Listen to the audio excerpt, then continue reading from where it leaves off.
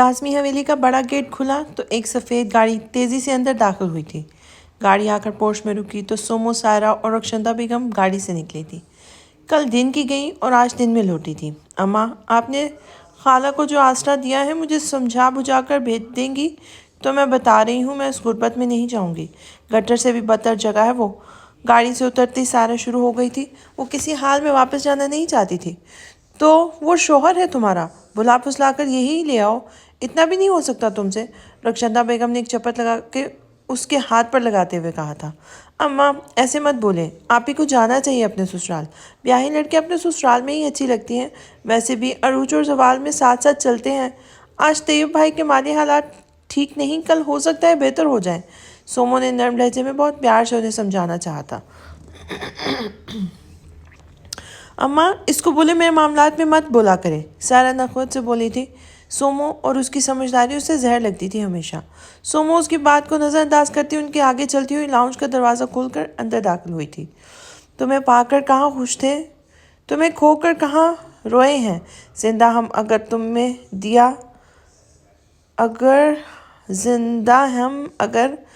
में दिया दुख तो तुमने नहीं, थोड़ा बहुत खुश हैं।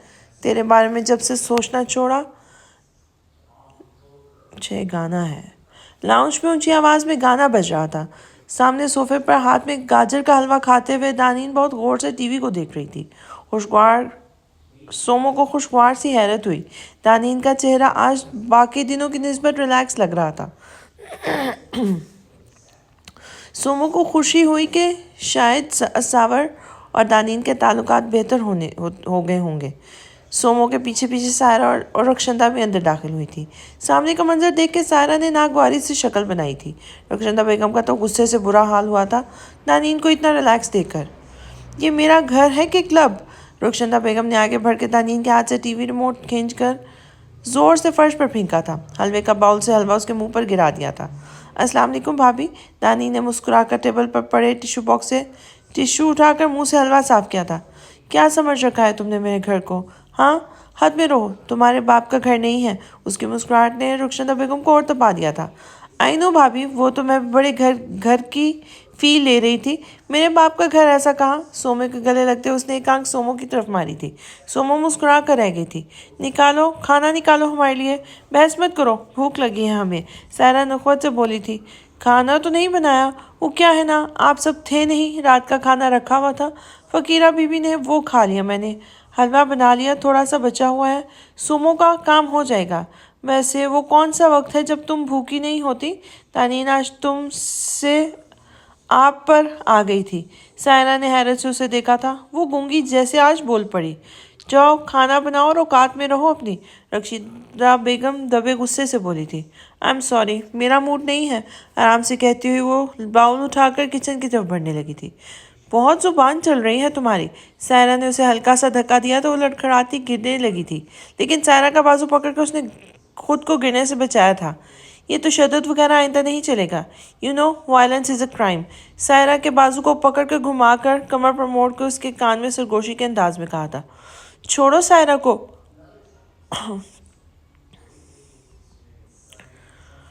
रक्षंदा बेगम ने थप्पड़ के लिए हाथ उठाया था, जिसे फौरन से पहले दानी ने घुटने से सायरा की टांग पर ठोकर मारकर गिराया और पकड़ लिया था। बस मिसेस रक्षंदा, नाजिम, काज़मी, बस। और नहीं, मैं वो नहीं थी जो मैं यहाँ आकर बन गई थी। मैं हूँ ये नडरसी दानीन जमशेद। आई समझ? आइंदा आप में से किसी ने चालाकी की ना तो 2 और 2 को 5 करना मुझे बहुत अच्छे से आता है। सोच उसके हाथ को झटकती वो आंखों में आंखें डालकर बोली तो एक पल को तो रक्षंदा बेगम काम कर रह गई थी। अम्मा, मेरी टांग फर्श पर गिरी। सायरा तकलीफ से चिल्लाई थी। छोटा सा फ्रैक्चर हो गया होगा, वरना होगा दोबारा ये जुबान और हाथ ज़्यादा चलाना तो परमानेंट व्हीलचेयर पे आ जाओगी। वैसे एक लिहाज से अच्छा ही है, बेचारे तैयब भाई की जान छूटेगी। क्यों सोमो? एक आंख दुबाती मुस्कुराकर कहते हाथ में पकड़े बाल को रक्षंदा बेगम के पाँव के पास पड़े जोर से पटकती अपने कमरे की तरफ गई थी। बाउल गिरने की आवाज़ से एक शोर पैदा हुआ था और कांच बिखर गया था। रक्षंदा बेगम डर के पीछे हुई थी। सायरा ने तकलीफ से माँ की तरफ देखा था। तानीन का ये रूप देखकर वो दोनों माँ बेटियां सही मानों में डर गई थी। रक्षंदा बेगम ने सायरा को पकड़ कर उठाया था और कमरे की तरफ बढ़ गई थी, जबकि पीछे खड़ी सोमो मुस्कुरा कर रह गई थी। अम्मा का फ़ोन आते ही सादी बाइक लेकर तेज़ी से अमान का फ़ोन आते ही सादी बाइक लेकर तेज़ी से रेस्टोरेंट की तरफ रवाना हो गया था। रेस्टोरेंट उनके पास पहुंचकर अभी उसे अमान बाहर खड़ा ही दिख गया था। बाइक साइड पर खड़ी करते हुए अमान की तरफ बढ़ा था। क्या हुआ यार, इतनी जल्दी में बुलाया तूने मुझे? सादी अमान की तरफ बढ़ा था। हाँ यार, वो मसला हो गया है। अमान ने कान खुजाते हुए उसकी तरफ देखा था। बोल भी, क्यों सस्पेंस क्रिएट कर रहा है? सादी ने मुक्का उसके कंधे पर मारा था। शादी करनी है मुझे। तेरी तान फिर वहीं आकर टूटती है। थोड़ा सब्र कर ले मेरे बाप। सादी ने उसके आगे हाथ जोड़े थे। यार तू समझ नहीं रहा, तो समझा मुझे। देख ऐना की बहन ये मोहब्बत वगैरह की सख्त दुश्मन है। उसे ऐना और मेरे बारे में पता चल गया है, तो उसने ऐना को मेरे कमरे में बंद कर दिया था। बड़ी मुश्किल से उसके मॉम डैड ने उसे वहाँ से निकाला है। अब मुझे उससे शादी करनी है। अम्मा ने साफ इनकार कर दिया है कि वो नहीं कराएंगी अभी मेरी शादी किसी भी सूरत। तो कुछ कर यार। अमानुल्लाह एक ही सांस में बोला था। व्हाट? ऐना घर छोड़कर आ गई है? सादी उछला था। यार क्या करती, जालिम बहन के हाथों मारी जाती। अमान ने बुरा मनाया था। तो अब ये कि मेरी मदद करो, शादी कराओ। जब मुनासिब वक्त मिला मैं अम्मा को बता दूंगा। You mean court marriage? हाँ, अमान ने इस बात में सर हिलाया था। यार देख लेना कोई लफड़ा ना हो जाए। नहीं होता, चल फिर ऐना से बात करें, फिर कुछ अरेंज करते हैं, सादी ने कहा। तो दोनों रेस्टोरेंट का ग्लास डोर धकेलते हुए अंदर दाखिल हुए थे, जहां गुमसुम सी ऐना सूजी आंखों के साथ बैठी थी। ये जो दिल है ना जाना, आओ उसे दो टुकड़ों में बांट लेते हैं। एक टुकड़ा तुम रख लेना, एक हम खुद में छुपा लेंगे। ये जो मोहब्बत है ना जाना, आओ इसे तकसीम करते हैं। कहीं इसको तुम जी लेना, कहीं हम उसको पालेंगे। ये जो लोग हैं ना जाना, इन्हें छोड़ देते हैं, रुख को मोड़ लेते हैं, वगरना ना तुम जान लो जाना। कहीं ये तुमको डस लेंगे, कहीं मुझको नोच खाएंगे। ये जो जंगल है ना जाना, ये आशिकों का मस्कन है। कहीं तुम डेरा लगा लेना, कहीं हम एक दूसरे के संग बसेरा करेंगे। ये जो सुकून है ना जाना, इसे तुम मुझ में कहीं और मैं तुम में कहीं ढूंढ लूँगी। ऐना, तुम एक बार फिर सोच लो, ये सही होगा तुम्हारे लिए? सादी ने एतमाद से उसकी आंखों में देखा था। वो मकाम बहुत पीछे रह गया सादी, जहाँ सही और गलत का तयन हो। अब वो वक्त है जब सिर्फ होना मानी रखता है। ऐना अब संभल चुकी थी, इत्मीनान उसके चेहरे पर फैल गया था। ठीक है, जैसे तुम दोनों की ख्वाहिश, मगर यार रक्षंदा भाभी ने कोई मसला क्रिएट किया तो? सादी आगे होकर बैठा था। यार सायरा आपी की शादी हो जाएगी, फिर मैं अम्मा को बता दूंगा। लाडला उनका, मान जाएंगी। I know. अम्मा ने फर्जी कॉलर झाड़े थे। चल ज़्यादा खुशफहम ना हो। सादी ने उसके कंधे पर जोर की चपत लगाई तो अमान ने बुरा सा मुंह बनाया था। ऐना खामोशी से उन दोनों की बातें सुन रही थी। चलो फिर उठो जल्दी से, जल्द से जल्द ख़त्म हो जाए काम तो बेहतर है। तीनों आगे पीछे रेस्टोरेंट से निकले थे। अमान की गाड़ी तक पहुंचकर सादी ने ड्राइविंग सीट संभाली थी। अमान ने ऐना के लिए पिछला दरवाज़ा खोला तो वो खामोशी से बैठ गई थी। अमान भी फ्रंट सीट पर बैठ गया था। गाड़ी अदालत के लिए की तरफ रवा दवा थी। यार वो जो सामने शॉपिंग मॉल है उसके पास रोक दे ज़रा। अमान ने सामने नज़र आते मॉल की तरफ इशारा किया था। क्यों? सादी ने तेज़ नज़रों से देखा था। तू यहीं बैठ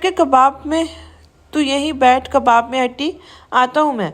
डांस पीस कर कहते हुए ऐना की तरफ का कार दरवाज़ा खोलकर ऐना का हाथ पकड़े मॉल की तरफ बढ़ गया था। खुद भी मरेगा ये आशिक को मुझे भी मरवाएगा, सादी मुंह ही मुंह में बुड़बुड़ाया था। थोड़ी देर गुजरी थी कि अमान और ऐना मॉल से बाहर निकले थे। ऐना ने वाइट तंग ट्राउज़र के साथ पिंक शॉर्ट शर्ट पहनी हुई थी। पहले वो कदरे बेहतर और पुरसुकून लग रही थी। अमान का बाजू जकड़े वो सर झुकाए चली आ रही थी और होलिया दुष्ट करवाने के लिए लेके गया था। उसका बड़ा तेज़ हो गया है। वैसे लड़की कमाल की वफाशवार और खूबसूरत मिली है, काश मुझे भी मिल जाए वो। सादी की आंखों के सामने एक खूबसूरत मासूम सा चेहरा आया था। मुस्कुराते हुए सादी ने सर झटका था। चल अब स्टार्ट भी कर दे गाड़ी। उसे सोच के भंवर में डूबे देखकर अमान ने उसे कहनी मारी थी और वो एकदम हड़बड़ाया था, जैसे नींद से जागा हो। हाँ यार चलते हैं, वो फीका सा मुस्कुराया था। उसे खबर नहीं हुई थी कि वो दोनों कब आकर गाड़ी में बैठे थे। वो तो किसी की मुस्कुराते चेहरे के गहरे डिम्पलों में खोया हुआ था। वो घर में दाखिल हुआ तो गैर मामूली सी खामोशी छाई हुई थी। ये वीरानी और खामोशी तो अमान की मौत के बाद उस घर का अहम फर्द बढ़ चुकी थी, मगर आज कुछ ज़्यादा ही महसूस की थी उसने। उसे लगा था भाभी, सायरा और सोमो आ गए होंगे, मगर ये खामोशी बता रही थी कि वो नहीं है घर पर। सर झटकता वो आगे बढ़ा था, तभी किचन से निकलती फकीरा बीवी से टक्कर लगते लगते बचा था। ये हल्दी वाला दूध किसके लिए है? फकीरा भी के हाथ में पकड़े ग्लास को देख के वो चौंका था। जी ये बेटा सायरा बिटिया के लिए है, उनको चोट लगी है। फकीरा भी ग्लास लिए सायरा के कमरे की तरफ बढ़ गई थी। सायरा को चोट कैसे लग गई? वो बुड़बुड़ाता हुआ परेशानी से सायरा के कमरे की तरफ बढ़ा था। अंदर दाखिल हुआ तो वहाँ पे बेड पर टांग पर पट्टी बांधे सायरा कराह रही थी। फकीरा भी दरवाजे दूध का ग्लास रखकर फौरन वहाँ से निकली थी। सायरा बेटा ये क्या हुआ, चोट कैसे लग गई? वो परेशानी से उसके पास बैठा था। वो उसकी हम उम्र थी, उसके बावजूद वो उसे बेटा ही कहता था। ये जाकर अपनी बीवी से पूछो, उंडा बन गई है पूरी। रक्षंदा बेगम फट पड़ी थी। भाभी दानी ऐसा कर सकती है? उसे यकीन नहीं आया था। ओ बेटा जी जाकर खुद देख लो, आज मोहतरमा के रंग ढंग ही बदले हुए हैं। असावर तेजी से कमरे से निकला था। आज उसका बदला अंदाज वो सुबह से ही महसूस कर चुका था। वो कमरे में दाखिल हुआ तो कपड़े तय करती नानी एक नज़र उस पर डाली और फिर अपने कामों में मसरूफ़ हो गई थी। असावर गुस्से से उसकी तरफ बढ़ा था और उसका हाथ मरोड़कर पुश पे किया था। नानी की पुश्त सावर की तरफ थी। सायरा को तुमने गिराया? वो दबे दबे गुस्से से उसके कान के नज़दीक गिराया था। इतना नज़दीक कि दानीन उसकी सांसें अपने गाल पर महसूस कर सकती थी। पल भर को दानीन कांपी थी, मगर अगले ही पल उसे अपने खौफ पर काबू पा लिया था। हाँ तो तकलीफ के बावजूद वो इत्मीनान से बोली थी। उसका इत्मीनान असावर को आग लगा रहा था। क्यों? असावर ने उसके बाजू पर अपनी गिरफ्त मजबूत की तो उसके मुंह से सिसकी निकली थी। ये जो तुम सब मेरे साथ करते हो, मैंने पूछा है कभी वो क्यों है? दानी ने जोर से पूछ उसे मारी थी, जिससे हाथ पर गिरफ्त ढीली हुई थी। दानी ने मौके का फ़ायदा उठाते हुए सावर का हाथ झटका खुद को उससे दूर किया था। तुम बदले में आई हो, इस बात को भूलो मत तुम, सावर ने उंगली उठाकर कहा था।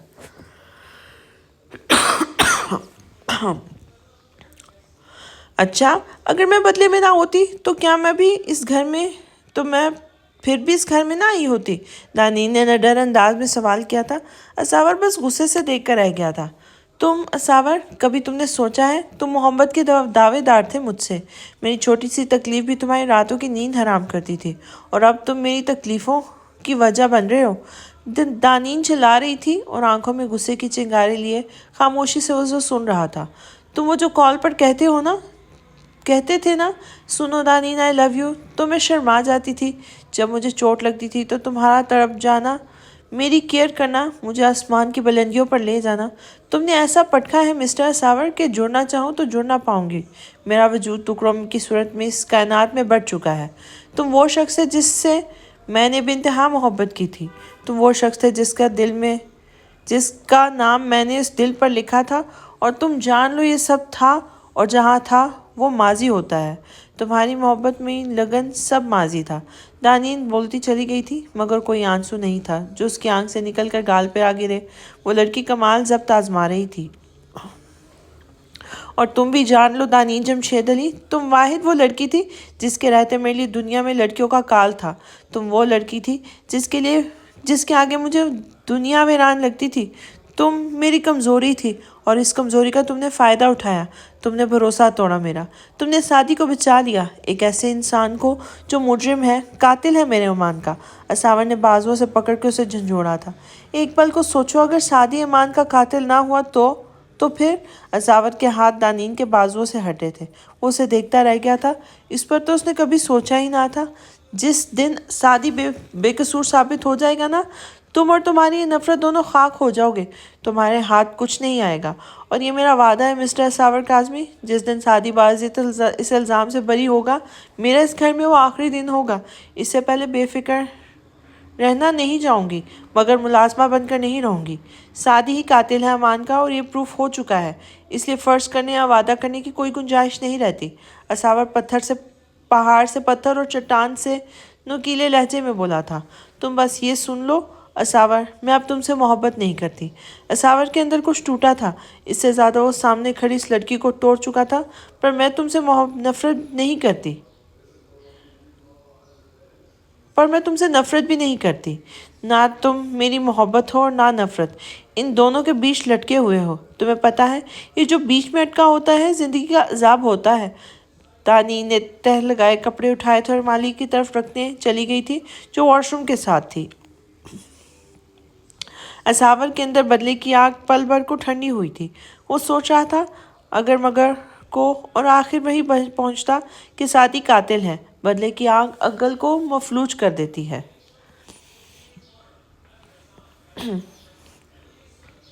کیا ہوا ڈرائیور انکل؟ اسکول یونیفارم پہنے وہ 15-16 سالہ لڑکی کافی دیر سے گاڑی کا معائنہ کرتے اور دیر عمر آدمی سے بولی تھی۔ بٹیا گاڑی خراب ہو گئی ہے، ورکشاپ لے کے جانا پڑے گا۔ اوف، ایک تو گرمی اوپر سے گاڑی خراب، اب کیا ہوگا؟ وہ خود کلامی کے سے انداز میں بولی تھی۔ سڑک پر بہت سی گاڑیاں آ جا رہی تھی، گاڑیوں کے ہارن اور شور کانوں کے پردے پھٹا رہا تھا۔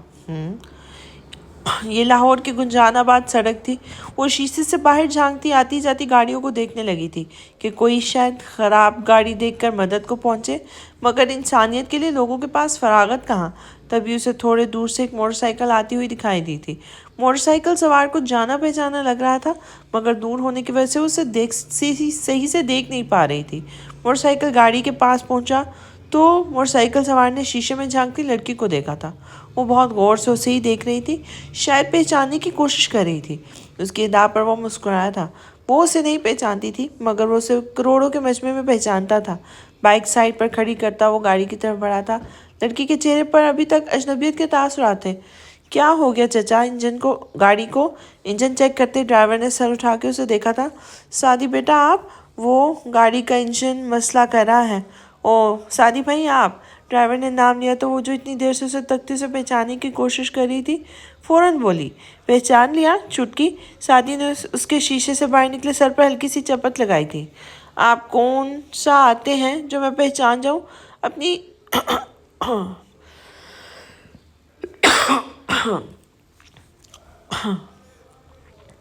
اپنی 16 سالہ زندگی میں جہاں تک مجھے یاد پڑتا ہے کوئی دوسری تیسری بار دیکھ رہی ہوں آپ کو، سومو نے معصوم سی شکل بنا کر کہا تو سعدی بے اختیار اسے دیکھتا رہ گیا تھا۔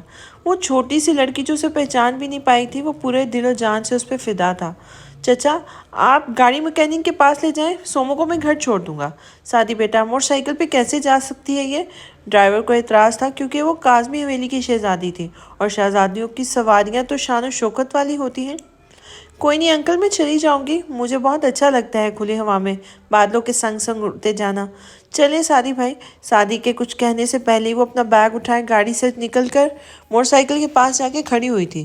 چلے چچا، چلتا ہوں۔ اس کی اجلت پر مسکراتے ہوئے سعدی موٹر سائیکل کی طرف بڑھا تھا جہاں وہ پہلے سے ہی کھڑی اس کا انتظار کر رہی تھی۔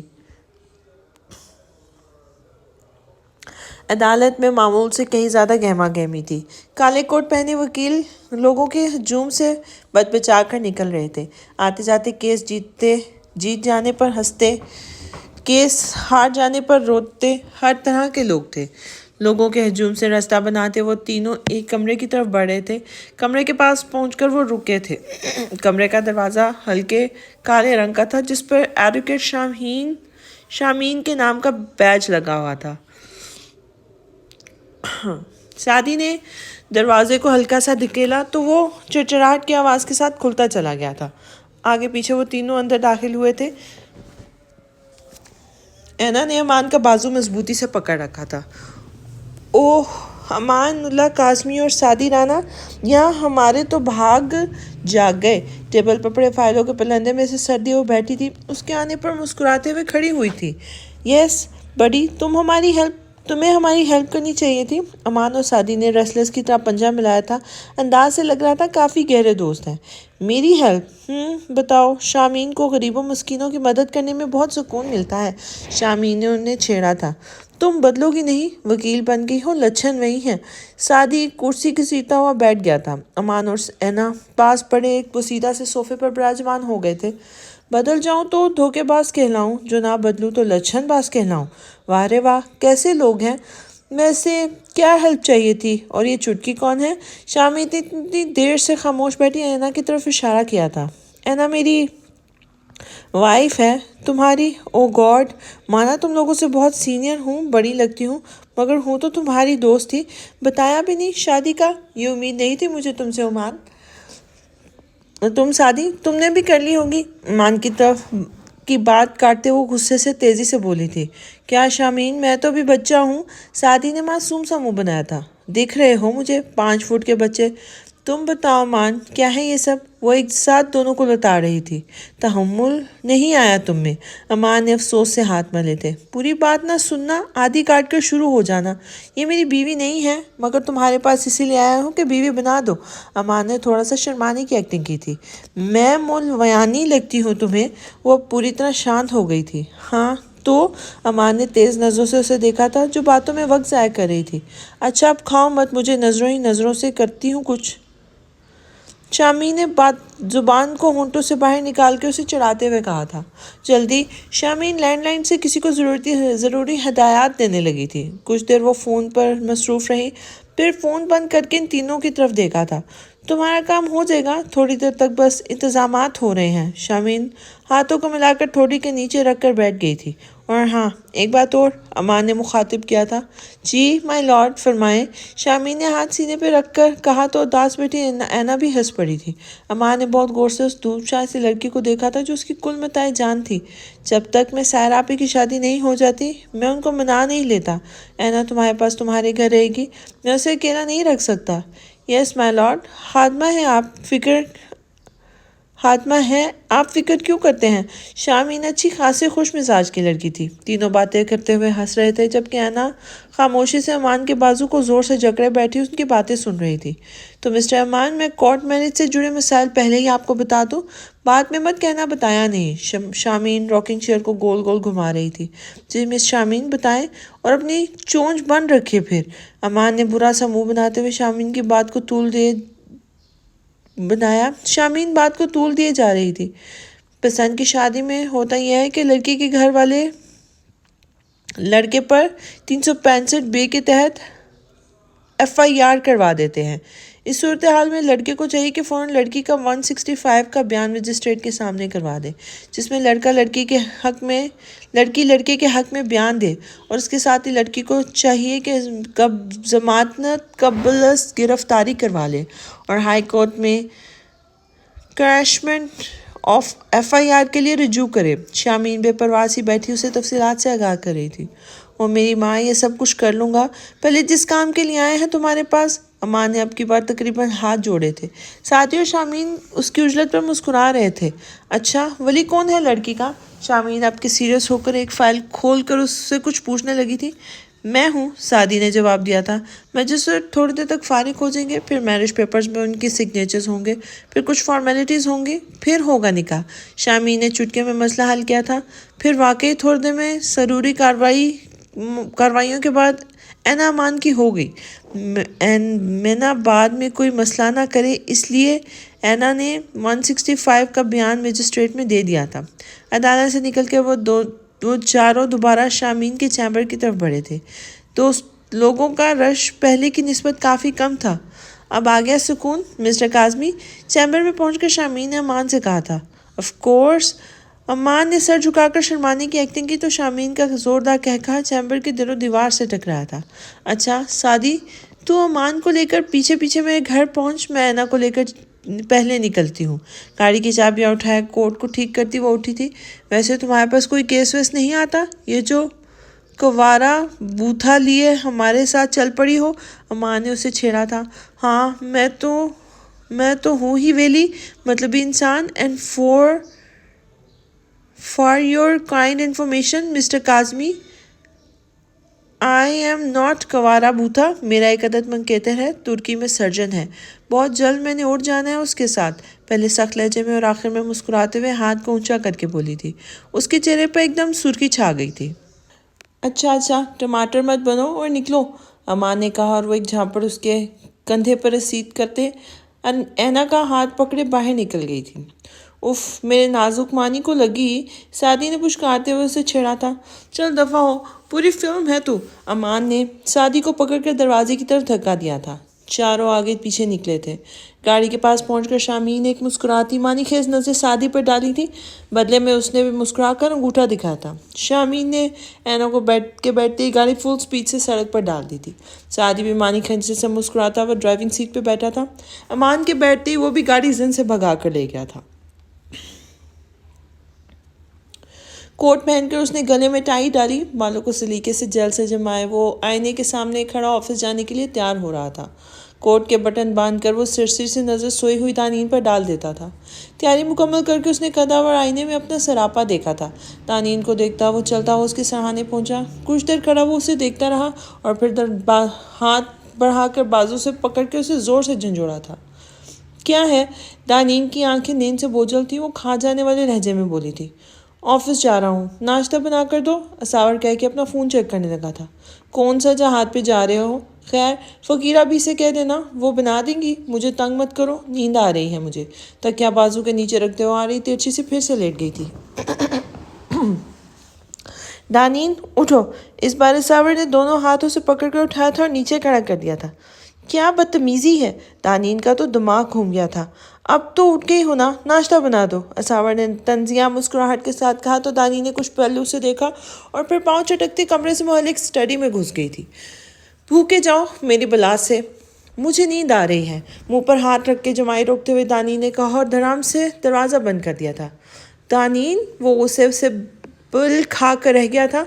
मुठियाँ भींचे वो स्टडी के दरवाजे को खोलने के लिए आगे बढ़ा मगर दानीन उसे अंदर से लॉक कर चुकी थी।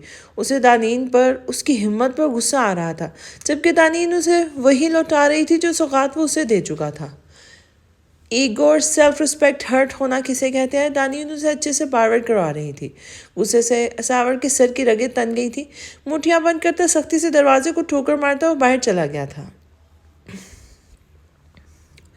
सिंगापुर में रात ने अपने पर फैलाए थे मगर सिंगापुर रोशनियों में नहाया हुआ था। रात भी दिन का ही समा पैदा कर रही थी। एक की मीटिंग कामयाब रही थी। कल की उसकी वापसी की फ़्लाइट्स थी। उनकी रहाइश सिंगापुर के एक बेहतरीन होटल में थी जिससे शहर का व्यू बहुत अच्छा दिखता था। एक और हया सिद्वानी और उसकी सेक्रेटरी सब एक टेबल के इर्द गिर्द बैठे खाने से लुत्फ़अंदोज़ हो रहे थे। साथ में हल्की फुल्की गुफ्तगू भी कर लेते थे। यहाँ की नज़रें एक पर टिकी हुई थी जिन्हें एक अच्छे से महसूस कर रहा था मगर फिर भी वो नज़रअंदाज करते हुए मुस्कुरा रहा था। सब बातों में मशगूल थे। एक खाने से फारिग होकर कॉफ़ी का मग उठाए ग्लास वॉल के पास आके खड़ा हुआ था जिससे शहर में जलती बुझती रोशनी आते जाते लोग सब नज़र आ रहे थे। ग्लास वॉल के एंड पीछे लाइट्स लगा दी गई थी जो हर पल अपना रंग बदल रही थी जिससे ग्लास वॉल पर मुख्तलिफ रंग आ जा रहे थे।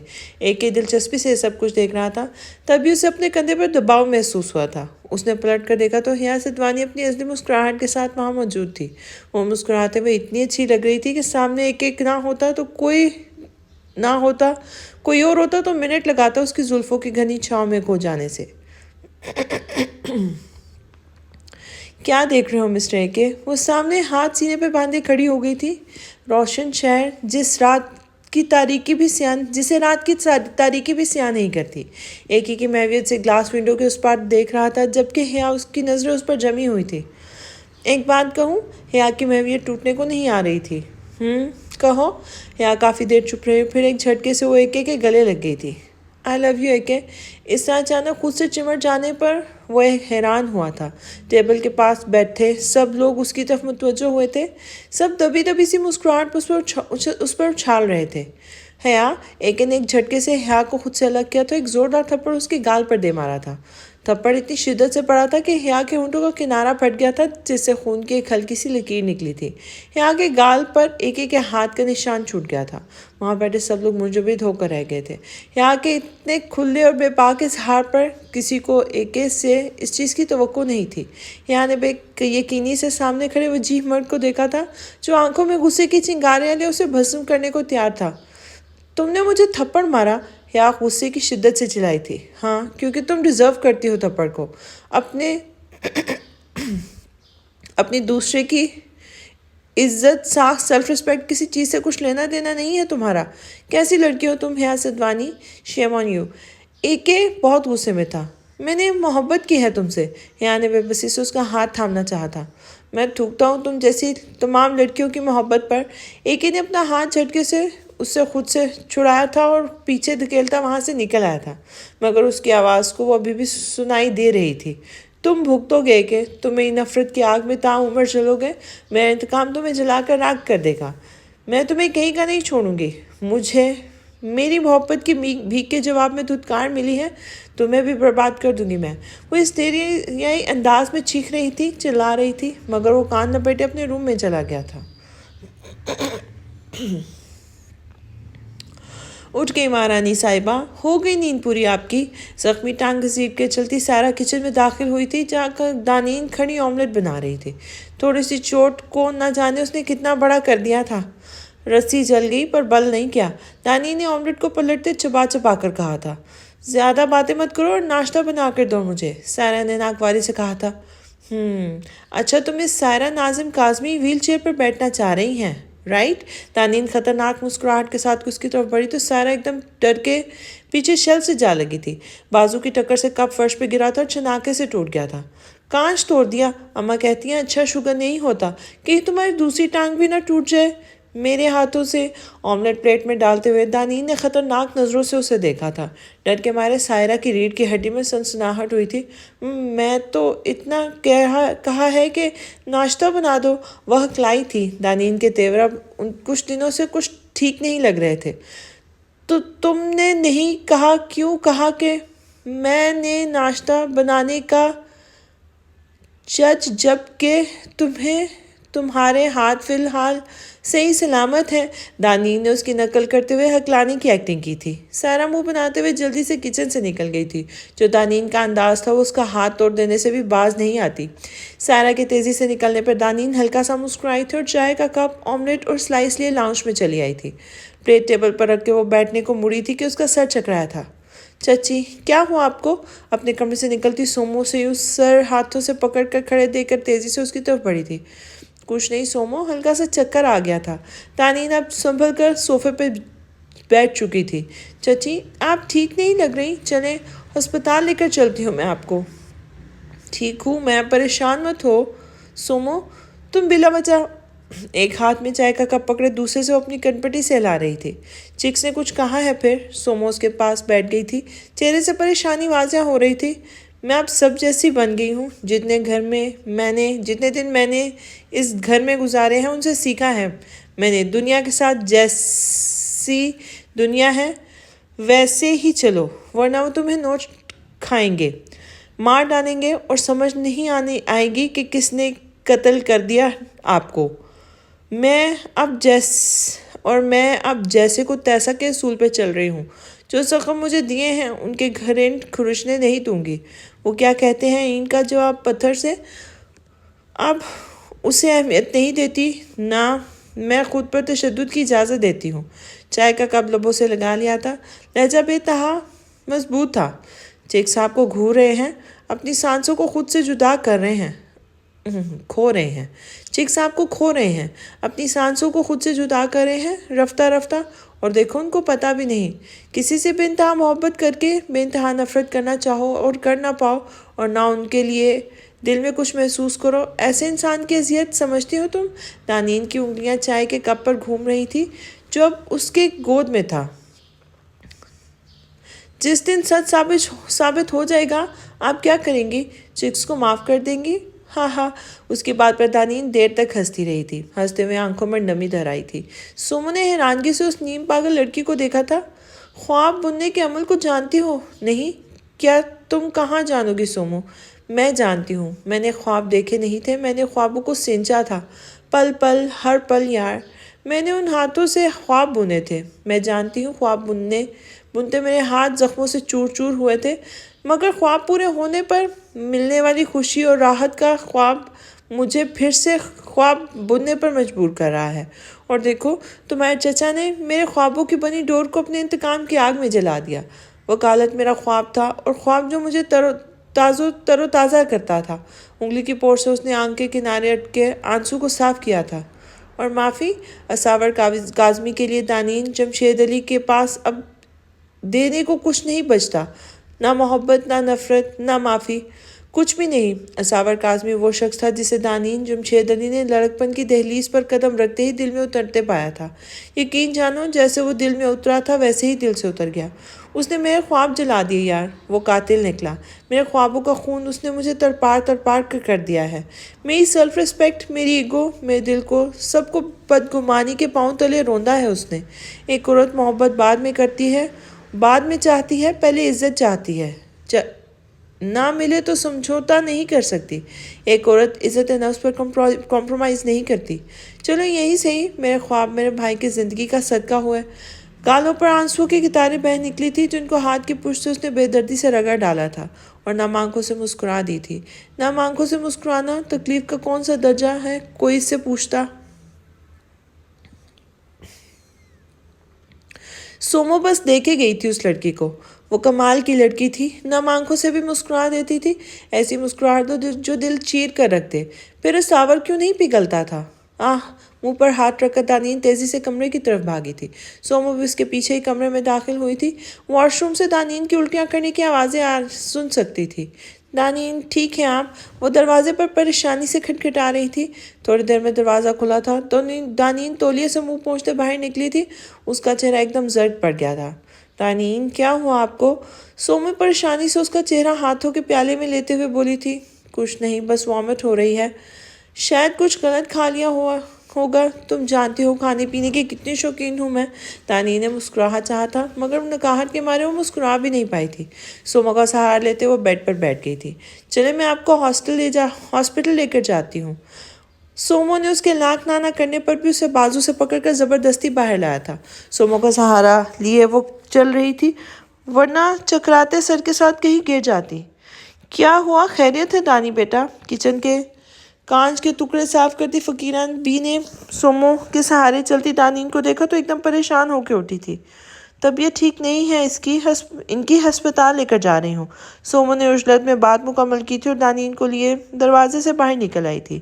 ڈرائیور سے چابی لے کر اس نے دانین کو گاڑی میں بٹھایا اور گاڑی زن سے کھلے گیٹ سے بھگا کر لے گئی تھی۔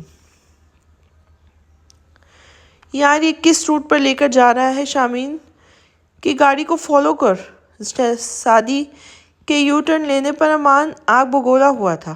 چپ کر کے بیٹھ وہیں، ورنہ یہی کہ دھکا دے دوں گا، سمجھے؟ سادی نے غصے سے کہا تھا۔ تو لے کر کہاں جا رہا ہے مجھے؟ اور اینا یار شامین اسے کہاں لے کر جا رہی ہے؟ امان کی سمجھ میں کچھ نہیں آ رہا تھا۔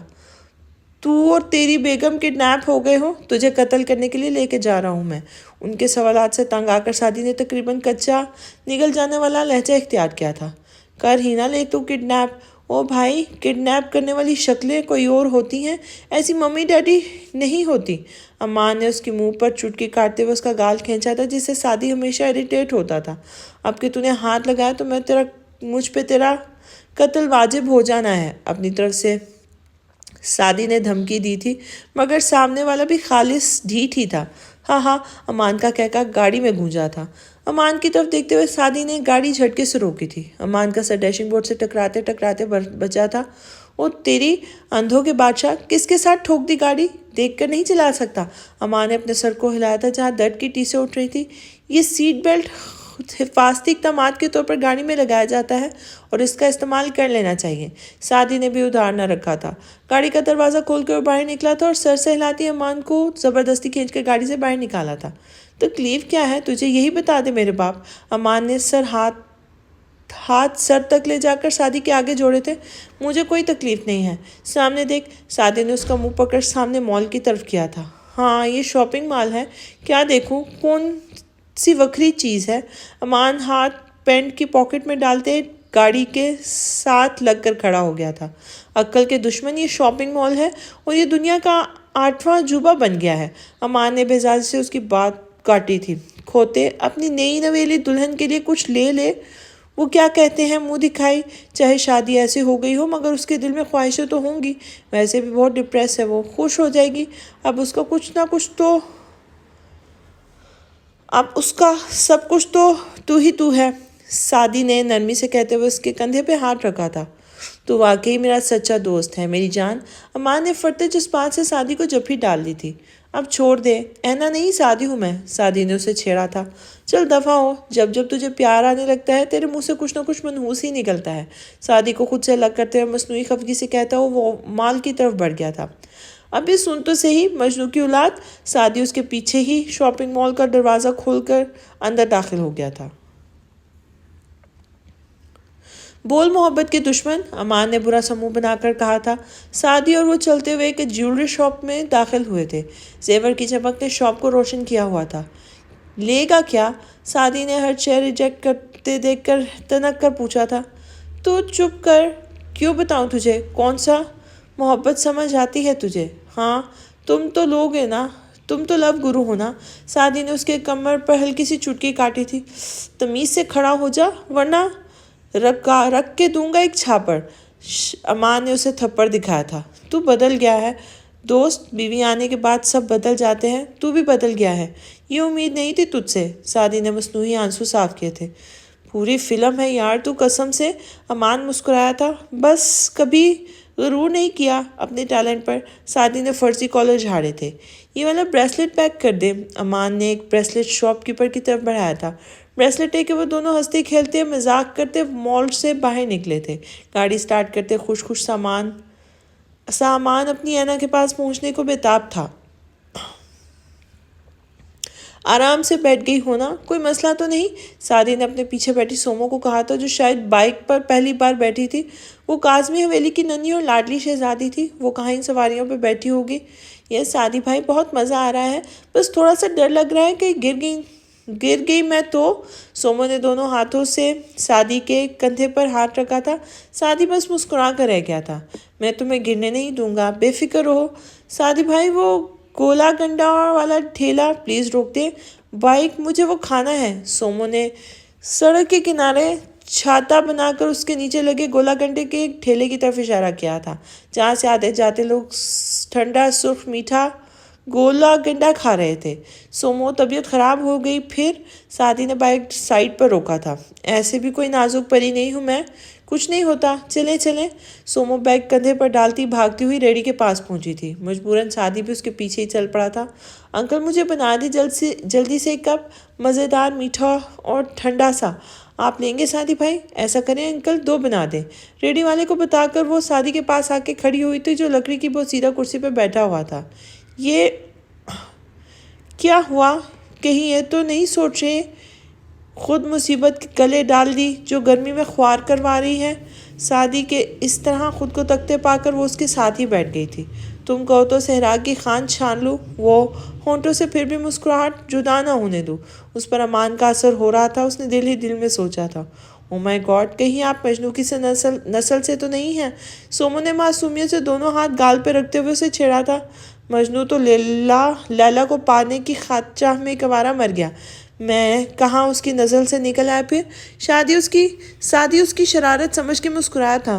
مجنوں بننے کو مجنوں کے خاندان سے بلونگ کرنا ضروری نہیں ہے، جس کا بھی عشق حد سے بڑھ جائے وہ پھر مجنوں کہلائے۔ مجنوں کوئی ایک شخص تھوڑی تھا، وہ تو بس ایک شخص تو بس قیس تھا، جب مجنوں بنا تو عشق بن گیا تھا، عاشق بن گیا تھا۔ اتنی سی عمر میں اتنی بڑی باتیں، سعدی حیران ہوا تھا، اسے لگا وہ محبت کو ابھی نہیں سمجھتی ہوگی، مگر تو وہ تو ایسی نکلی کہ عشق پر پڑھائے تو بندہ اس کے سحر سے نہ نکل پائے۔ पूरे 16 साल की हूँ, मैट्रिक में पढ़ती हूँ, अल्हम्दुलिल्लाह मैच्योर हूँ, समझती हूँ, सब जानती हूँ, सब पता है मुझे। वो मास्टर में पहुँच कर भी नन्ही काकियाँ बनने वाली लड़कियाँ मुझे समझ नहीं आती।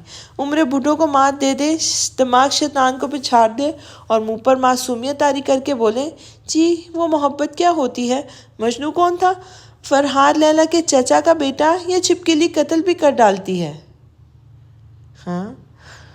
सोमो के चेहरे पर बोलती हुई इतनी मासूमियत डर आई थी कि वो बस उसे देखता ही रह गया था। अच्छा तो तुम जानती हो मोहब्बत क्या है? सादी ने अपने मन का सवाल किया था। नहीं, शायद हाँ। सोमो ने पहले नफ़ी में और फिर हाँ में गर्दन हिलाई थी। सादी कंफ्यूज हुआ था। मोहब्बत क्या है? मैं या आप कोई कंफर्म नहीं बता सकता। हर शख्स उसे अलग चीज़ से ताबीर बता करता है। कोई दौलत कमाता है कि उसे मोहब्बत दौलत से मोहब्बत है। कोई रिश्ते जोड़ कर रखता है क्योंकि उसे मोहब्बत है। कोई पहाड़ों की मोहब्बत में मुब्तला है तो कोई कहकशाओं की। कोई इंसानों में सुकून तलाश करता है तो कोई रब से लो लगा लेता है क्योंकि उसे मोहब्बत होती है। किसी के लिए मोहब्बत वो भयानक ख्वाब होती है जो रातों में सोने नहीं देता, डराता है। और किसी के लिए मोहब्बत वो हसीन ख्वाब है जो पलकों की झालर पर सजाता है तो मुस्कुराते होंठों के साथ रात आंखों में कटती है। कोई दिल में समाता है तो कोई दिल में से उतर जाता है। आसान अल्फाज में ये कि मोहब्बत एक ज़हनी कैफियत का नाम है और हर शख्स की ज़हनी कैफियत दूसरे शख्स से मुख्तलिफ होती है। कोई शय किसी बंदे को सुकून देती है तो वही शय किसी दूसरे का सुकून गारद करती है। मोहब्बत वही शय है। वो हमें पढ़ाया जाता है कि पानी की कोई शक्ल नहीं होती, जिस बर्तन में डालो वही शक्ल इख्तियार कर लेती है। एग्जैक्टली मोहब्बत भी पानी है। हम मोहब्बत को सुकून के बर्तन में डालें ये सुकून बन जाएगी, बेसुकूनी के बर्तन में डालें तो वो बेसुकूनी बन जाएगी। माँ करेगी तो ममता बन जाएगी, बाप करेगा तो शफकत कहलाएगी, बहन करे तो दोस्त बन जाएगी, भाई करे तो जानी पहचानी जाएगी, महबूब करे तो महबूबा बन जाएगी। बस साबित हुआ कि मोहब्बत एक ज़हनी कैफियत है जो पानी जैसी होती है। सादी एकटक उसे देखे जा रहा था। काश वो बता पाता सोमो के लिए उसकी ज़हनी कैफियत कितनी सुकून वाली है। तुमने मोहब्बत महसूस की कभी? सादी के अपने ही सवाल थे। हाँ की है। सोमो ने नज़र उठाकर उसकी तरफ देखा था। सादी को अपना दिल सीने के हदूद से निकलता हुआ महसूस हुआ था। माँ की ममता, भाई की मोहब्बत, चिक्स का लाड, आपी का लड़ना, फिर प्यार करना, सब मोहब्बत के दायरे में आते हैं जो मैंने महसूस किए हैं। सोमो का लहजा अपनों की मोहब्बत से पुर था। अगर मैं कहूँ कि मुझे भी तुमसे मोहब्बत है तो तुम क्या कहोगी? सादी ने सवाल किया था। छोटे लड़के ने प्लास्टिक के ग्लास में लाल फलूदा लाकर दोनों को पकड़ा दिया था। ये तो बहुत अच्छी बात है अमान भाई जैसी मोहब्बत। सोमो मुस्कुराई थी। नहीं, जैसी असावर भाई दानीन से करता है वैसी मोहब्बत। सादी बिला वजह ग्लास में मौजूद लाल बर्फ को तोड़ने लगा था। हाँ हाँ। सोमो पल भर को मुंजमद हुई थी, फिर दूसरे लम्हे उसका जानदार कहकहा गूंजा था। मजाक अच्छा कर लेते हैं आप। सोमो ने बात को उड़ा देना चाहा था। बस मोहब्बत होती है सोमो, मजाक नहीं होती। सादी का फलूदा पिघल चुका था। चलें, अम्मा परेशान हो रही होंगी। उसकी बात को नज़रअंदाज करते हुए बैग संभाले जाने के लिए खड़ी हो गई थी। सादी ने बाइक स्टार्ट किया तो सोमो बैग को दोनों कंधों पर डाले बैठ गई थी। मगर अब की बार सोमो ने गिरने के खौफ से सादी का कंधा नहीं पकड़ा था। वो बेतासुर चेहरे के साथ लब पीछे बैठी थी। वो नज़रअंदाज कर रही थी तो सादी का भी फर्ज बनता था कि वो इस बात को ना छेड़ता। बाइक लाहौर की सड़क पर दौड़ रही थी जिस पर बैठे दो नफूस के चेहरों पर कुछ देर पहले वाली हंसी का शायबा तक नहीं था। बाकी का सारा रास्ता बहुत खामोशी से कटा था। दिन का उजाला सिमटा तो रात ने अपने पर फैलाए थे। ऐसे में शामीन का घर रोशन था। बहुत सारे रोशन आम दिनों की निस्बत शामीन का 2 कमरों पर मुश्तमिल छोटा सा घर जिसमें एक किचन और लाउंज उसे मुकम्मल करते थे। शामीन एक मिडिल क्लास से बिलोंग करती थी। माँ मर चुकी थी। चचा बाप और चचाजाद के साथ इस छोटे से घर में रहती थी। फिर चचाजाद डॉक्टर बनने तुर्की चला गया और वो वहीं का हो गया। बीमारी के बायस अब्बा का भी इंतकाल हो गया। वो एक बहादुर लड़की थी और बिगड़ते हालात के साथ बिखरी नहीं थी बल्कि खुद को समेटा था। वो अब एक कामयाब वकील थी और अपने बाप के घर में अकेली रहती थी। सादी और अमान अंदर दाखिल हुए तो किचन से शामीन के गुनगुनाने की आवाज़ आ रही थी। गुनगुनाते हुए किचन से बाहर निकले तो हाथ में चाय का कप था। बड़ी देर कर दी मेहरबा आते आते। शामीन चुप से کپ سے چائے کا سپ لیتی لاؤنج میں رکھے صوفے پر ٹانگ پہ ٹانگ چڑھا کے بیٹھ گئی تھی۔ اینا کہاں ہے؟ امان نے بے تابی سے ادھر ادھر دیکھتے ہوئے پوچھا تھا۔ کون اینا؟ شامی نے آنکھیں پٹپٹا کر انجان بنتے ہوئے کہا تھا۔ میں نے یہ ٹیبل اٹھا کر تیرے سر پہ مار دینی ہے، پھر اگلی پچھلی ساری یادداشت واپس آ جائے گی۔ تم ٹھیک کہتے ہو سادی، یہ بدل گیا ہے، واقعی یہ بدل گیا ہے۔ اپنی بیسٹ فرینڈ کو بیوی کے لیے ٹیبل مارے گا؟ شامین نے رونی شکل بنا لی تھی۔ چلو یہ تو یاد ہے اینا میری بیوی ہے، ورنہ ابھی تو تم اسے پہچاننے سے انکاری تھی۔ امان نے اچھی خاصی کلاس لے ڈالی تھی اس کی۔ یہ امید نہیں تھی تم سے امان، اب کہ وہ باقاعدہ دہائیاں دینے لگی تھی۔ تم اور ساتھ کیا چیزیں ہو، پوری کی پوری فلم۔ امان نے اس کی ایکٹنگ پر کانوں کو ہاتھ لگائے تھے۔ مست ایکٹنگ کرتے ہیں نا ہم۔ شامین نے کپ ٹیبل پر رکھتے ہوئے ایک دم کھڑے ہو کر ہاتھ تالی کے لیے امان کی طرف بڑھایا تھا۔ اسے ایکٹنگ نہیں، بیسٹ فرینڈ اوور ایکٹنگ کہتے ہیں۔ امان تنک کر بولا تو دونوں اپنا سا منہ لے کر رہ گئے تھے، مگر دوسرے ہی پل دونوں کا فلک شگاف کہکا گونجا تھا۔ ان دونوں کو یوں ہنستا دیکھ کر امان بھی ہنسنے لگا تھا۔ چپ کرو اینا، تم تینوں کو سائیکو نہ سمجھ لے، شامین نے سرگوشی میں کہا تھا۔ بیسٹ فرینڈ جب مل کر بیٹھے تو ان کو سائیکو ہی سمجھ لو، سعدی نے اپنا فلسفہ جھاڑا تھا۔ اچھا اینا ہے کدھر؟ مجھے ملنا ہے اس سے۔ امان نے سوالیہ نظروں سے شامین کو چہرے کو دیکھا تھا۔ میں نہیں بتاؤں گی، صاف صاف لکھا تھا۔ وہ خود ہی کمروں کی طرف بڑھا۔ نہیں مل سکتے تم اینا سے؟ شامین نے صوفے سے ایک لمبی جست بھری تھی اور سیدھائی کے کمرے کے آگے کھڑی ہو گئی تھی۔ بڈھی ہونے کو ہو مگر بچپنا نہیں جائے گا تمہارا۔ ویسے کس خوشی میں اپنی بیوی سے نہیں مل سکتا میں؟ امان نے اسے ہٹنے کا اشارہ کیا تھا۔ دلہا میاں، اس وقت میں اینا کی بہن ہوں تو سالی کے آگے جیب ڈھیلی کیے بغیر نہیں مل سکتے اینا سے۔ شامین نے ہتھیلی آگے کی تھی۔ سعدی سے بھی بڑا ڈرامہ ہو تم۔ امان نے والٹ سے سارے پیسے نکال کر شامین کے ہاتھ پہ رکھے تھے۔ سعدی نے اپنی اس قدر تعریف پر برا سا منہ بنایا تھا۔ دونوں سے نمٹتا وہ کمرے کا دروازہ کھول کر اندر بڑھا، مگر کمرے کی حالت دیکھ کر وہ ساکت رہ گیا تھا۔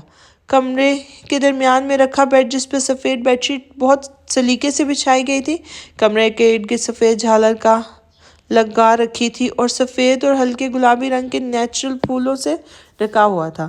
پھولوں کی خوشبو پورے کمرے میں پھیلی ہوئی تھی۔ بیڈ کے بیچوں بیچ ہلکا گلابی رنگ کا لہنگا پھیلائے ہوئے، سر سے منہ تک نیٹ کے گلابی دوپٹے کا گھونگھٹ کھینچے سر جھکائے بیٹھی اینا سفید ستان کی باسی معلوم ہو رہی تھی۔ امان کے لبوں پر بے ساختہ مسکراہٹ دوڑ گئی تھی۔ اس نے پلٹ کر صوفے پہ بیٹھے امان سے ہتھیائے ہوئے پیسے گنتے سعدی اور شامین کو دیکھا تھا۔ نظروں میں بے پناہ محبت اور تھینکس تھا۔ تو انہوں نے مسکراتے ہوئے اسے انگوٹھا دکھایا تھا۔ امان مسکرا کر دروازہ بند کرتے بیڈ پر سر جھکا کر بیٹھی اپنے متاع جان کی طرف بڑھا تھا۔ بیڈ پر ایک ٹانگ آگے اور ایک پیچھے رکھ کر وہ بیٹھا تھا۔ چہرے پر بے انتہا خوشی چھائی تھی۔ آہستہ سے اس کا گھونگھٹ اٹھایا تو جو ہوش آتا رہا تھا وہ بھی جاتا رہا۔ اینا سفید آرٹیفیشل گردن کے ساتھ لگے نیکلس، کندھوں تک آتے سافائر بڑے بڑے جھمکے جن کے بیچ میں گلابی نگینہ لگا ہوا تھا، ماتھے پر مانگ نکال کر جھومر سجائے وہ کسی پرستان سے آئی نازک سی پری لگ رہی تھی۔ کیا ہوا؟ اسے یوں منجمد ہوتے دیکھ کر اینا نے اس کے آگے چٹکی بجائی تھی۔ کچھ نہیں، بس یقین کرنا چاہ رہا ہوں، خدا آپ کی دعائیں مانگنے سے پہلے ہی سن لیتا ہے، وہ دلوں میں جھانک لیتا ہے۔ میرے دل میں بھی جھانک لیا، تبھی دیکھو آج تم میرے پاس ہو۔ امان کے الفاظ اس کی خوشی کے غماز تھے۔ بے شک وہ ہر چیز پہ قادر ہے، اینا نے شکر کرتے ہوئے گردن ہلائی تھی۔ ہاتھ آگے کرو، امان نے کہا تو اینا نے ناسمجھی سے اسے دیکھا تھا۔ ہاتھ آگے کرو یار۔ امان نے پاکٹ میں ہاتھ ڈال کر بریسلٹ باکس نکالا تھا۔ باکس کھولتے اس نے بریسلٹ نکالا تھا اور اینا کو اپنی گود میں رکھے ہاتھ پر بڑی نرمی سے پہنانے لگا تھا۔ دیکھو تمہاری کلائی میں سجا تو اور بھی خوبصورت ہو گیا۔ امان اس کا ہاتھ تھامے اسے دیکھے جا رہا تھا، پھر ہاتھ کو ہونٹوں کے قریب لا کر بہت پیار سے بوسہ دیا۔ اینا جھمک کر رہ گئی تھی۔ امان اس کے کسمسانے اور شرمانے پر مسکرایا تو اینا کا سر خود بخود جھکتا چلا گیا تھا۔ امان نے تھوڑی سے پکڑ کر اس کا چہرہ اونچا کیا اور اس کے خوبصورت کشادہ ماتھے پر اپنے لبوں کی مہر ثبت کر دی تھی۔ اینا مزید خود میں سمٹ گئی تھی، وہ اس کی حالت سے خوب محسوس ہو رہا تھا۔ آج آسمان پر چاند بھی پورا نکلا تھا، خوبصورت، گول اور روشن، پوری آپ و داب کے ساتھ چمکتا، اور وہ ان دو محرموں کی محبت کا چشمدید گواہ تھا۔ سنگاپور میں صبح کا سورج نکلا تو پاکستان سے آئے مسافروں نے واپسی کی راہ لی تھی، لیکن وہاں بڑی خاموشی تھی۔ جسے ایک نے نوٹ کیا تھا۔ سوٹ کیس دھکیلتا وہ ریسیپشن پہ پہنچا جہاں اس کی سیکرٹری اپنے سوٹ کیس کے ساتھ اس کا انتظار کر رہی تھی۔ سارے بل کلیئر ہو گئے ہیں، چلیں سر، اسے دیکھتے ہی سیکرٹری نے کہا تھا۔ یاسر وانی اور اس کی سیکرٹری کو بھی انفارم کرو، ان کی بھی فلائٹ ہوگی۔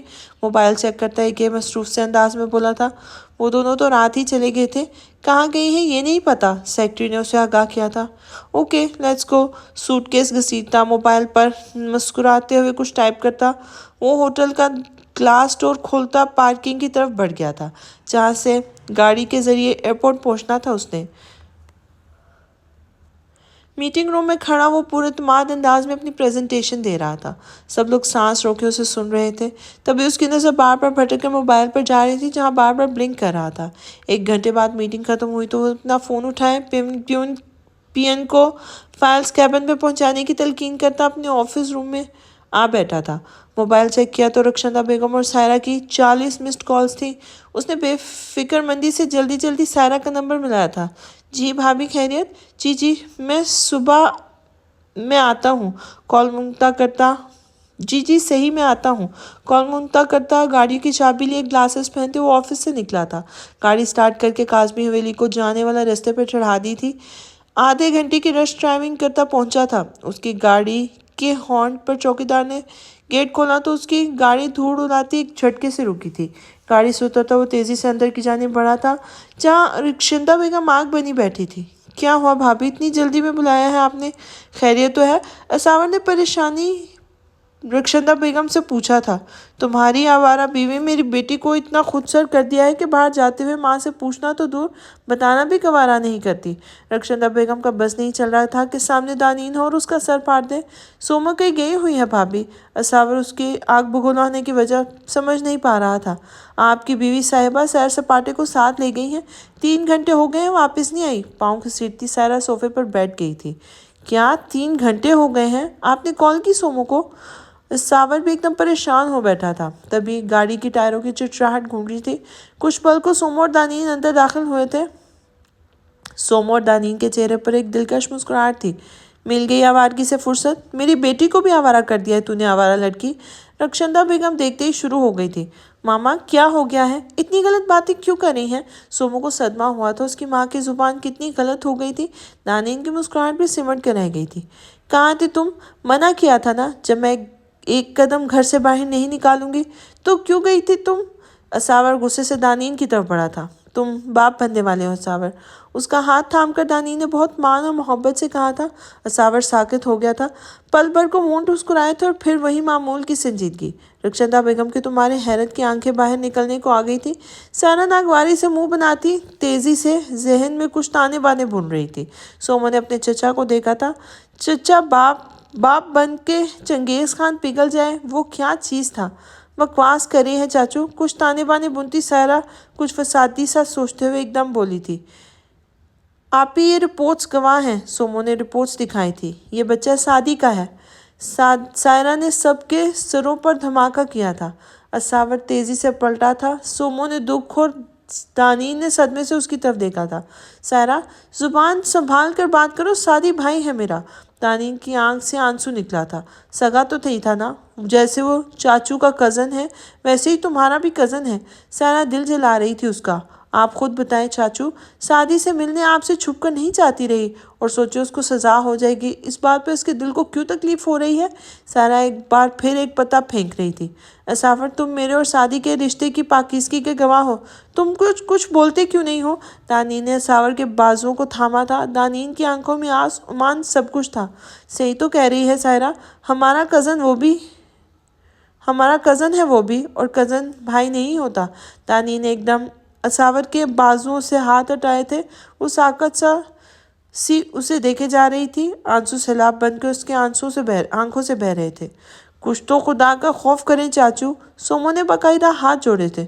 سومو تم جاؤ یہاں سے، تم نہیں سمجھتی، رخشندہ بیگم نے غصے سے کہا تھا۔ سب سمجھتی ہوں میں، سب کچھ۔ آپ سب نے مجھ سے क्यों नहीं पूछा मैं शादी की इतनी तरफदारी क्यों करती हूँ? उस दिन पीसी होटल का कॉल करके शादी को वहाँ से चले जाने का मैंने क्यों कहा था? सोमो रोते हुए चिल्ला रही थी। सावर ने बेयकीनी से उसे देखा था। वो तो समझा था ये दानीन ने किया है। सबने दानीन को ही कटहरे में क्यों खड़ा किया है? मुझसे सवालात क्यों नहीं किए गए? हाँ, इंसाफ चाहिए तो इंसाफ करना भी सीखो। मगर अफसोस अमान भाई के अलावा काज़मी खून में मुखलिसी नहीं देखी मैंने। क्या कहना चाहती हो तुम सोमो? असावा ने उसकी तरफ देखा था। मोहब्बत करती हूँ मैं शादी से, इतनी मोहब्बत कि जो कहे मैं आंखें बंद करके मान लूँ। इस साथ टके टके के लोगों के कानों बातों पर कान ना धरूं। मेरी मोहब्बत बचपन की नहीं बल्कि साल ही पुरानी है, मगर आपकी बरसों पुरानी खोखली मोहब्बत से बहुत मजबूत है। सोमो के लहजा आंसुओं से भरा मगर मजबूत था। सोमो वो कातिल है तुम्हारे भाई का। सायरा भी चिल्लाई थी। सुना नहीं, इतनी मोहब्बत करती हूँ उससे कि टके टके के लोगों की बातों को सीरियस नहीं लेती। सोमो ने हकारत से सायरा की तरफ देखा था। सायरा तो गोया आग ही लग गई थी। फिटे मुंह तेरी इस मोहब्बत का जो मेरे बेटे का कातिल है। तुझे रक्षंदा बेगम ने एक जोरदार थप्पड़ सोमो को मारा था और वो लड़खड़ाकर फर्श पे गिरी थी। चाहे तुम्हें उससे मोहब्बत हो सोमो, पर फिर भी मुझे उसका कत्ल फर्ज है। उसकी सांसें मेरे हाथों से ही ख़त्म होगी, आई स्वेयर। असावर सफाकी से बोला था, और मैं उसे बचा लूँगी, आपकी कसम असावर काज़मी। सोमो ने ज़ख्मी मुस्कुराहट के साथ सारे लिहाज बलाए ताक रखे थे। मरे हुए से इतनी मोहब्बत कि जिंदों को जला देते हो। वाह असावर काज़मी, कमाल करते हो। सोमो को सहारा देकर उठती दानीन धुकी लहजे में बोली थी। इसे छोड़ो बीबी, इस गुनाह की पोटली का कुछ करो। कातिल के औलाद इस घर पे नहीं पलेगी। सायरा अपनी भड़ास निकाल रही थी। असावर की औलाद है ये, दानीन तेजी से बोली थी। नहीं है ये असावर की औलाद, समझी तुम? रक्षंदा बेगम भी उसी तेजी से बोली थी। आपको पता है असावर के जाने का काज़मी हवेली को बहुत नुकसान हुआ है। दानीन ने अफसोस से गर्दन हिलाई थी। काज़मियों का वंश आगे ना बढ़ पाएगा क्योंकि वो अकेला मर्द था। इसके बाद कोई मर्द नहीं बचा और ना मर्दों से नस्लें नहीं चलती। दानीन ने जला देने वाली मुस्कुराहट असावर की तरफ उछाली थी। दानीन, असावर ने थप्पड़ मारने को हाथ उठाया था कि हाथ हवा में ही रुक गया। इंसाफ चाहने वालों, for your kind information, women violence is crime. अभी पुलिस को बुलाऊंगी। 3-4 महीने के अंदर नाम, पैसा, शोहरत सब टाई फिश। लोग हंसेंगे कि देखो कैसा बंदा है, दिखता कुछ और है और है कुछ और। सोमो ने उसका हाथ पकड़कर झटका था। असावर ने हैरानगी से अपनी लाडली को देखा था। चलो दानीन। दानीन का हाथ थामे सोमो कमरे में चली आई थी। सारा का तो गुस्से से बुरा हाल था। सोमो के आज के रवैये ने असावर को तो सदमा दिया था और रक्षंदा बेगम सोच रही थी कि एक कत्ल वाजिब होता तो वो दानीन का पत्ता साफ करती।